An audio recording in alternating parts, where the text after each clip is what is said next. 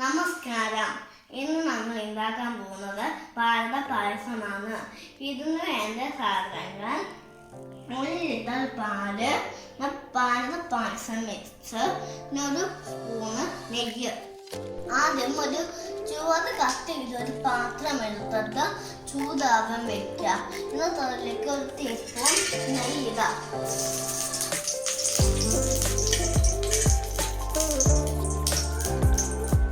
അതിനുശേഷം 1 ലിറ്റർ പാല് പാത്രത്തിലേക്ക് ഒഴിക്കാം.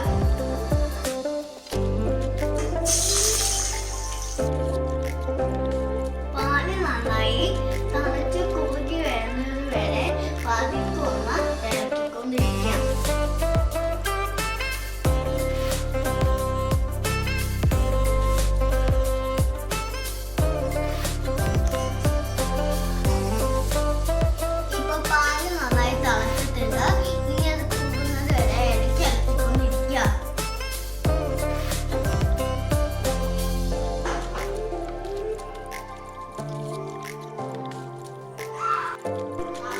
ഇപ്പൊ പാല് നന്നായി കുറുകി വന്നത്. ഇനി ഇതിലേക്ക് പാലട മിക്സ് ഇടാം.